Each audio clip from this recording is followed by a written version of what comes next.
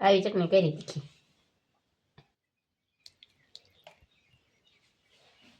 આપણે પેસ છે જ્યાં ખાટી સાય માં જ પલાળવા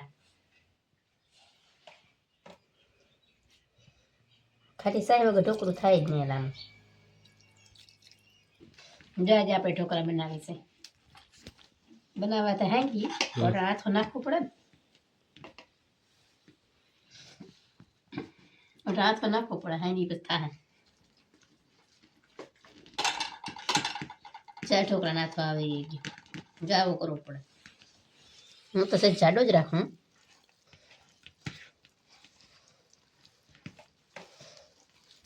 જો લીંબુ નાખ્યું એટલે હવે થોડુંક પાણી આવે ને તો આવે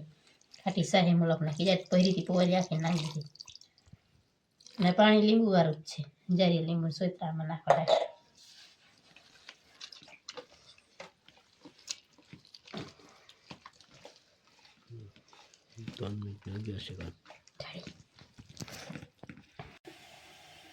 જો આમાં તેલ સોપડવાનું તેલ એટલે ઢોકળું તરત ઉખડી જાય સોપડી લઈને જરા આપણે એટલે ના મૂકી દીધા સોટલામાં થાય સવારમાં પલાળ્યું તો ટાણા કરી નાખવાના હાઈ આખો દી પલેટ અસર થઈ જાય ઢોકળા થઈ જાય તે બતાવીએ દક્ષાને ને આમ આવી ગયા દક્ષા જો ઢોકરી વઘારે મસ્તી ની બનાવ્યો દક્ષા અસર થઈ ગઈ તીખી કેવી છે અરે મસ્તી ની મેં તો સાખી લીધી જો કે મને તો તીખી નથી લાગતી તમને અરે બરાબર ની છે પછી અમારે તીખું ખાઈ નહીં પાક્યું ખાતા હોય ને જણું એ ના ખાય તીખું તેલ મૂકી દીધું દક્ષા બરાબર નું છે બધું મીઠું નથી નાખવું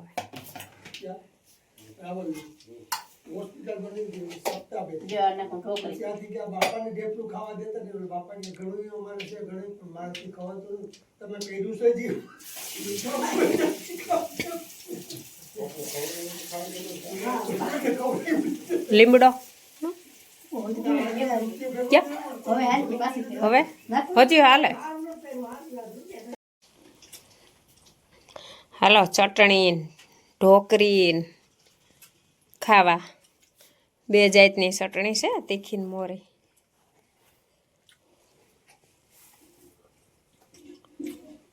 અટાણ શિયાળામાં મજા આવે આવું ખાવાની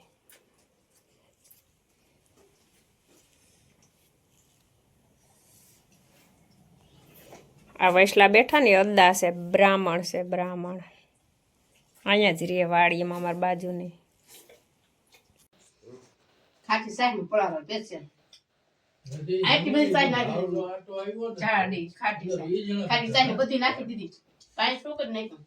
બહુ મસ્તીના ઢોકળા થયા અને પાછી દેશી વિલાયતી ચટણી એની ખાટી ને મીઠી ચટણી દક્ષા આ તો હાવ રાયડું પટવા ચટણી તો તીખી હે ને પડકા દે રખાય તો ગઈ વધારે પણ મજા આવે સરની સે બીજી આ મીઠી છે ઓળી તીખી છે ખટમી તીખી ભેગી ભડકો છે મીઠા નાખીએ વધારે